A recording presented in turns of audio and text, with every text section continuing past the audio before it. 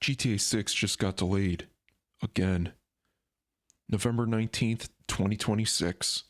That's the new target, which means realistically, expect 2027. Rockstar has now spent over a decade and likely more than $2 billion developing this game. And the rumor mill is saying the same thing. Internal feedback is not good. But here's what the gaming press isn't telling you. It doesn't matter. Gaming doesn't need GTA 6. The industry has already moved on, and Rockstar is building a monument to an era that's already over. Let's break down what's actually happening. While everyone waited for GTA 6, gaming transformed.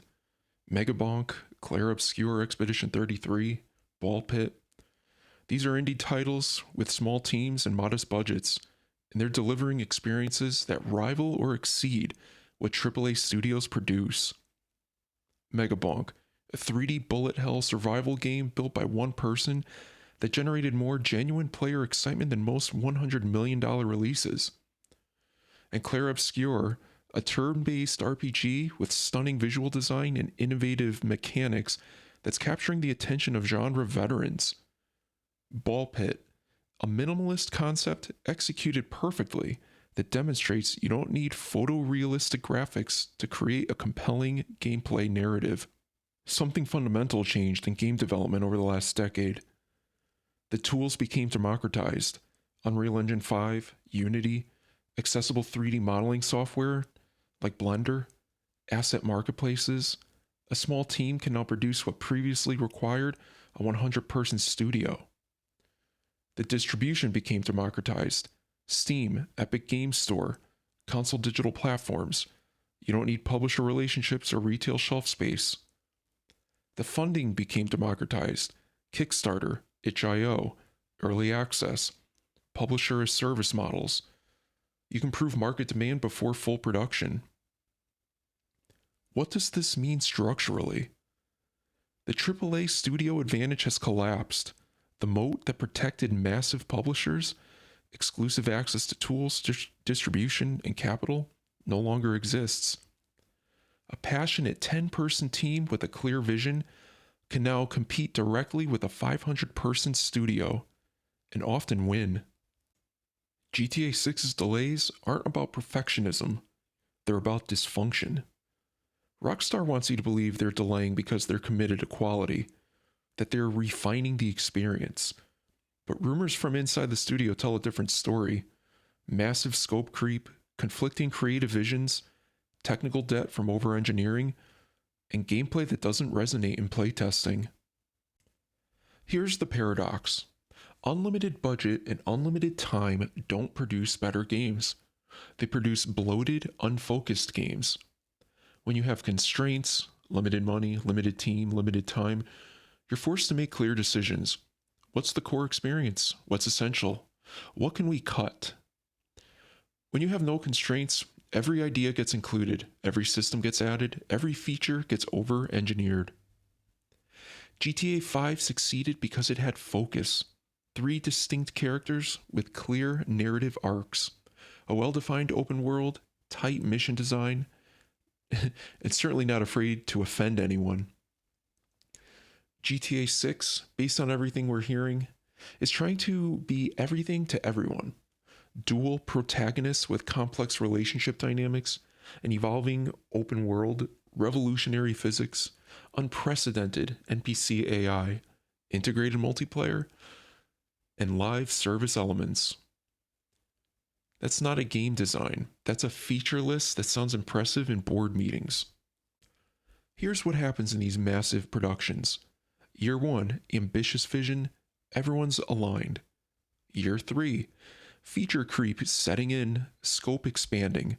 Year 5, technical challenges emerging, teams growing to address problems. Year 7, too many people, too many dependencies, communication breakdown. Year 10, leadership changes, creative vision diluted, project momentum dying.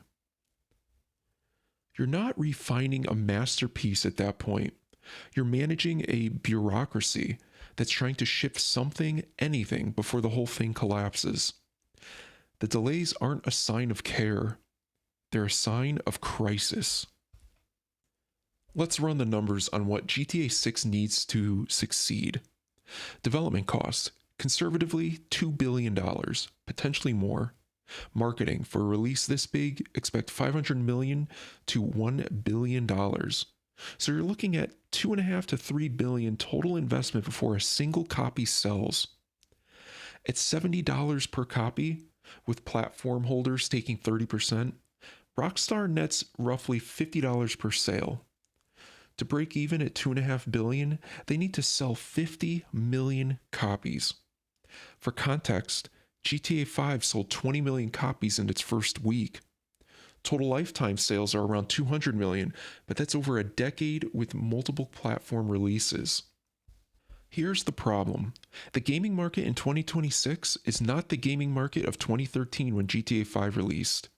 In 2013, physical retail dominated, a few competing mega releases, no subscription services fragmenting attention, mobile gaming was smaller.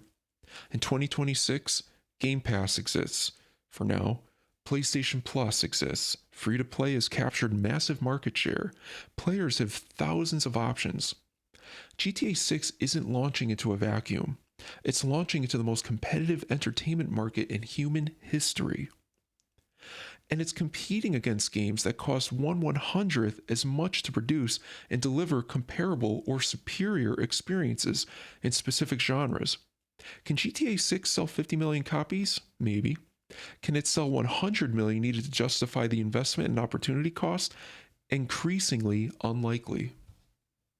Think about what Rockstar could have done with $2.5 billion in 10 years.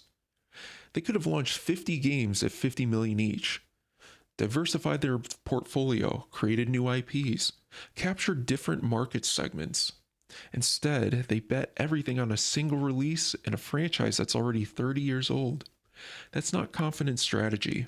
That's institutional inertia. While Rockstar chased photorealism, gaming evolved past graphics. GTA 6 is being developed under an obsolete paradigm that visual fidelity is the primary driver of a game's success.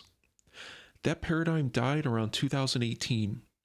Look at the biggest gaming successes over the last 5 years: Minecraft, Among Us, Vampire Survivors, Balatro. And of course, we have the monster hits from this year that I mentioned earlier. Players want systems, not spectacle. The market has spoken. Graphics don't sell games anymore. Systems do. Players want interesting mechanics, emerging gameplay, replay value, creative freedom. GTA 6 is reportedly pushing for unprecedented visual realism, hyper-detailed environments, photorealistic character models, revolutionary physics. But who's asking for that? The players who made Palworld a massive success weren't demanding photorealism, they wanted Pokemon with guns. The players who made Lethal Company a phenomenon weren't demanding ray tracing, they wanted emergent horror with friends. The players who made Content Warning blow up weren't demanding 4K textures, they wanted simple fun concept executed well. Rockstar is solving for a problem that players stopped caring about. This is how legacy institutions die. Rockstar represents the old gaming paradigm: massive studios, decade-long development cycles, blockbuster releases, games as products. That paradigm is being replaced by small teams, rapid iteration, continuous releases, games as services, or games as experiments. And the old paradigm cannot adapt. Rockstar has over 2,000 employees, massive infrastructure, established processes, investor expectations, brand identity tied to specific output. They can't suddenly become an indie studio experimenting with small projects. The institutional momentum won't allow it. They're committed to the blockbuster model because their entire organizational structure is built around it. So they're forced to keep making the same bet: massive budget, massive scope, massive risk.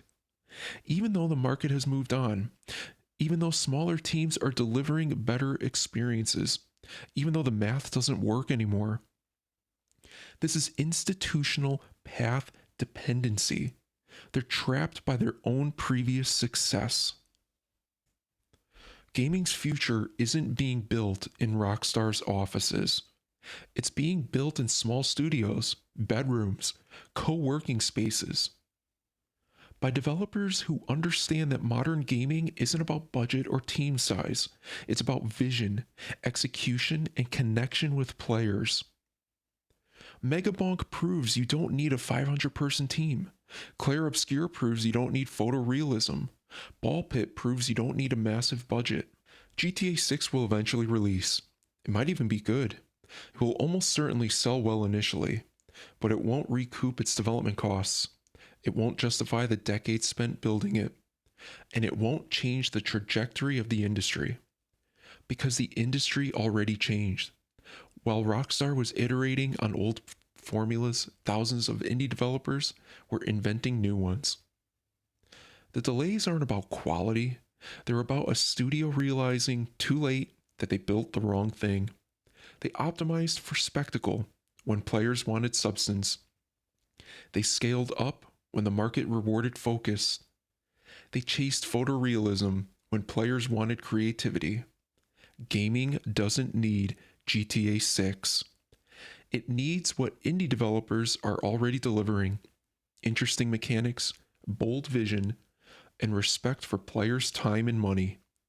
The blockbuster era is ending, not because big games can't be made, but because they no longer make economic or creative sense. GTA 6 will be a monument, a testament to what gaming used to be.